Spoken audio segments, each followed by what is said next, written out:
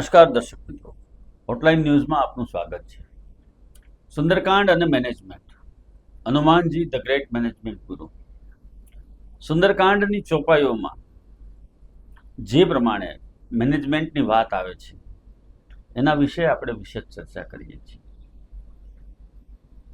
Corporate જગતની અંદર પણ આ જ સિદ્ધાંતો લાગુ પડે છે અને એના ઉપર જ આખી જે બાજીઓ ગોઠવાતી હોય છે, જે સ્ટ્રેટજી નક્કી કરવામાં આવતી હોય છે, એમાં પણ કશે ને કશે આ ચોપાઈઓમાં જે સિદ્ધાંતો દર્શાવ્યા છે એ જ કામે લાગતા હોય છે. આવો આજે વધુ ચોપાઈઓ જોઈએ અને એનો મર્મ સમજવાનો. સહજ સુર કપી ભાલો સબ પુનિસિર પર પ્રભુ રામ, રાવણ કાલ કોટ કહું જીતી શકે સંગ્રામ. રામ તેજ બલ બુદ્ધિ વિપુલાઈ, રોષ સહસ સત सकहि न गाई. सकसर एक तसोति सत सागर, तब भ्रात ही पूछौ नयनागर. तासु बचन सुन सागर पाही, मांगत पंथ कृपा मन माही. सुनत बचन बिहसा दह સીસા, જો અસીમતી સહાય કૃત કેસા.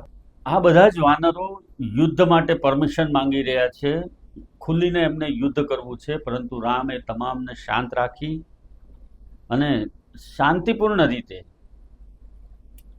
સાગર પાસેથી માર્ગ માંગી રહ્યા છે અને અનુષ્ઠાનમાં બેઠા છે. આ વાત સાંભળીને રાવણ હસવા લાગ્યો અને કહ્યું કે એની મતિ આટલે સુધી જ છે કે સાગર એમને રસ્તો આપી દેશે એમની માંગણી કરવાથી, એટલે એમની મતિ ઉપર મને હવે શંકા જાય છે.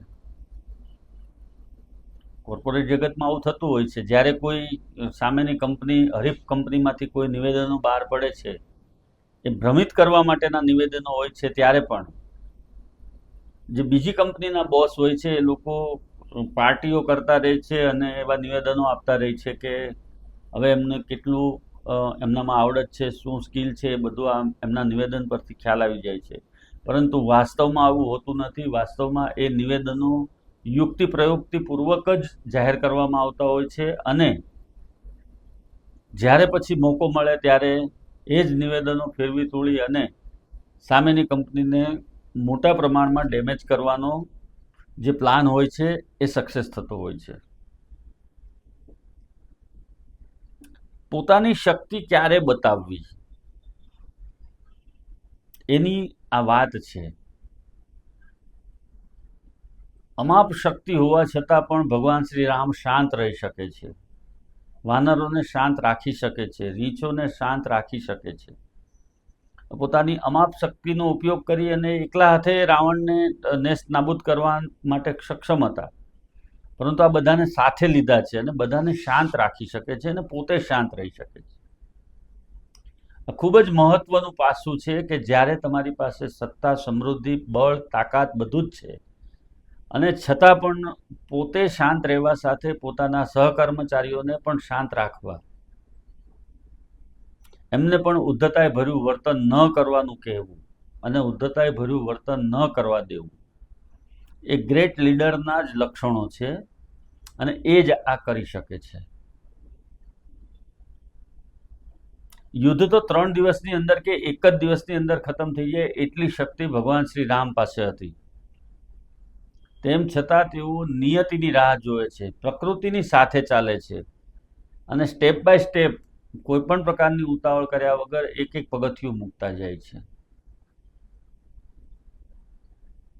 જ્યારે પણ કોર્પોરેટ જગતની અંદર આવી પરિસ્થિતિ આવે છે, યુદ્ધ જેવી પરિસ્થિતિ ઇન ધ સેન્સ કે જ્યારે પણ હરીફ કંપનીઓ તમારી સામે ખુલ્લેઆમ મેદાનમાં પડેલી હોય ત્યારે કઈ રીતે શાંત રહેવું અને કઈ રીતે ટીમને પણ શાંત રાખી અને એમનું માર્ગદર્શન કરવું, અહીંયા કુશળ કેપ્ટનની ભૂમિકા શરૂ થાય છે અને એ જે ભૂમિકા હોય છે એ જ એમની સફળતા અપાવનાર બને છે. ક્યારેય પણ ઉદ્ધતાએ ભર્યા નિર્ણયો લેનારા બોસ કે સીઈઓ કે મેનેજરો એ સફળ થતા નથી. એ લોકોને ક્ષણિક એવું લાગે છે, ક્ષણિક આવેગમાં એવું લાગે છે કે આપણે જીતી ગયા છીએ અથવા તો જીતવા તરફ જઈ રહ્યા છીએ, પરંતુ શાંત રહી અને પછી જે નિર્ણયો લેવામાં આવ્યા હોય છે, કેપ્ટન કુલની જેમ જે નિર્ણયો લેવામાં આવ્યા હોય છે, એ જ નિર્ણયો સાચા સાબિત થતા હોય છે. અને સમય આવે ત્યારે અગ્રેસન બતાવવું, એ એગ્રેસન બતાવવા માટેનો સમયની રાહ જોવી, આ બધી જ બાબતો એનું જ નામ મેનેજમેન્ટ. અને આ તમામ કળાઓ, તમામ આર્ટ એ ભગવાન શ્રી રામમાં છે. અને એ પોતે અત્યારે શાંત રહેવા ઉપરાંત અન્ય જે વાનરો છે એમને પણ શાંત રાખી રહ્યા છે. આવા પ્રકારના વિડીયો તમને જોવા ગમતા હોય તો હોટલાઇન ન્યૂઝ ચેનલને લાઇક, શેર અને સબસ્ક્રાઇબ કરો.